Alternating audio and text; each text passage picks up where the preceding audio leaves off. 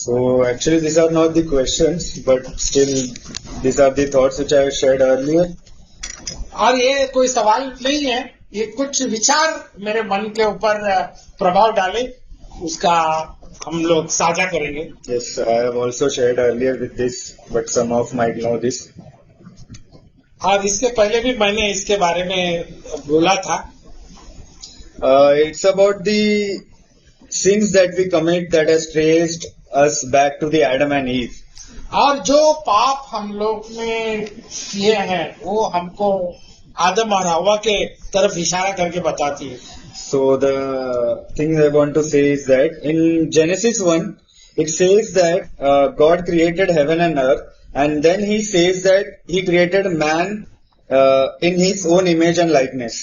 और उत्पत्ति के पुस्तक में ये कहा गया है कि परमेश्वर ने आकाश और पृथ्वी की रचना की, और उसी साथ में हम लोग आगे देखते हैं सब कुछ रचने के बाद में मनुष्य की भी उसने रचना की और मनुष्य को अपने स्वरूप में उसने बनाया.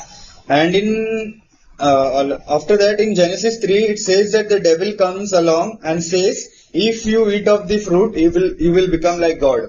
और उसके बाद हम लोग देख रहे हैं शैतान सर्प में समाकर आ गया और उनको प्रलोभन दे दिया कि मोहित कर दिया कि अगर तुम लोग ये फल खाओगे तो तुम परमेश्वर के जैसे बनोगे. But in Genesis 1 it is said that God made us in his image. और उत्पत्ति के पुस्तक में ये कहा गया है कि परमेश्वर ने हमको उसके स्वरूप बनाया. But in Genesis 3 the enemy shows up and says that if you eat of the fruit you will become or you will be like God. ये एक अच्छा विचार है. उसका शैतान आके बोलता है कि अगर तुम ये फल को खाओगे तुम परमेश्वर के स्वरूप बनोगे. परमेश्वर ने हमें उसके स्वरूप में ही बनाया है. So the thing that I want to say here is there is a problem here. The enemy will try to convince us that we don't have something that God has already given us. और ये दुश्मन जो हमारा शत्रु जो है, शैतान जो है, वो हमको कन्विंस करेगा, जो बातें हमको बताएगा जो हमारे पास ऑलरेडी है वो बोलेगा कि नहीं है. So and we might end up in the temptation and we might end up in the wrongdoing or sin. और These things. हम लोग उसके मोह माया में आके फंस जाएंगे और फिर हमको परिणाम भोगना पड़ेगा. So that was the one thing, and there's one more thing that I want to share with you. और एक बात तो ये है और एक बात है हमको आपके साथ में साझा करना है. While I was reading, I got to know this that means there is something that is inside of us that that is not inside of anything else on the planet. और देखिए कुछ बातें मेरे मन के ऊपर एक इम्प्रेस कर गई, वो है कि कुछ बातें हमारे अंदर है वो इस ग्रह या पृथ्वी पर नहीं है. So as it says that in the beginning God created heaven and earth, and he separated waters, and then he separated the heavens, and then he said let there be light, and after that he said this is good. और उसने जब शुरुआत किया स्वर्ग और पृथ्वी को बनाया उसने, और उजाले को भी बनाया और अंधकार को भी अलग कर दिया, और फिर उसने उस प्रकाश को देखा और फिर परमेश्वर ने कहा ये बहुत अच्छा है, ये अच्छा है. Then he created the stars and the moon and the sun, and he said that this is good. और जब उसने आकाश के नक्षत्रों को बनाया, आकाश गंगा को बनाया और कहा कि ये अच्छा है. Then he created the animals and the other creatures, and again he says that this is good. और जब और उसने आगे चलकर उसने सब पशु और जंतुओं को पक्षियों को बनाया और फिर कहा कि ये अच्छा है.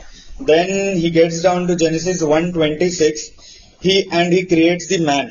और जब 26वीं पंक्ति में हम पढ़ रहे हैं कि उसने मनुष्य को बनाया. Where he didn't say that this is good. Instead, he puts his hand into the dust, and the Bible said that he didn't speak us into the existence. He formed us with his hands. और Bible कह रही कि उसने अपने हाथों से उसको सिरजा बोलकर. Means everything else was talked about, but when it came to us, he said that I gonna put my hands, means he want to come by all himself. आप बड़ी ध्यान देने की बात है, सबके साथ में उसने परमेश्वर ने सिर्फ बोला और वो हो गया, लेकिन जब मनुष्य को बनाया तो उसने अपने हाथों का उपयोग किया, प्रयोग किया. Because he thought that this thing is different. This is not like anything else, and still he wasn't done after creating. और ये बात उसने अपने हाथों से उसको सृजा है, और ये बातों का महत्व है.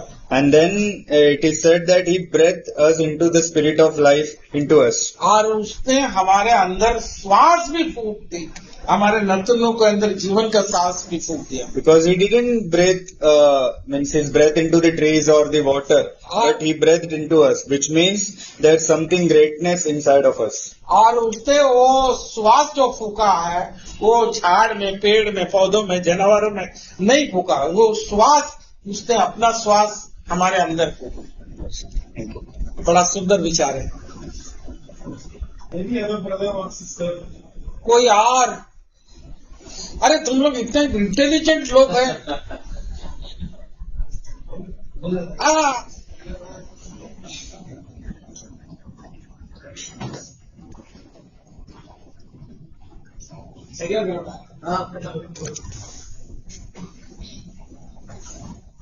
मलयालम में बोलेगा. हाँ, किसने थोड़ा डाउट है, जाती नहीं है हम लोग. एक अपने उसका उत्पत्ति का पोर का हाँ, 1670 उत्पत्ति का कौन सा पुस्तक? उत्पत्ति का चार का पोर का 1670 पढ़ो. उसमें है ना, ये दिया है भाई. हाँ यार, हाँ, तो उसमें औरत कहाँ से आया?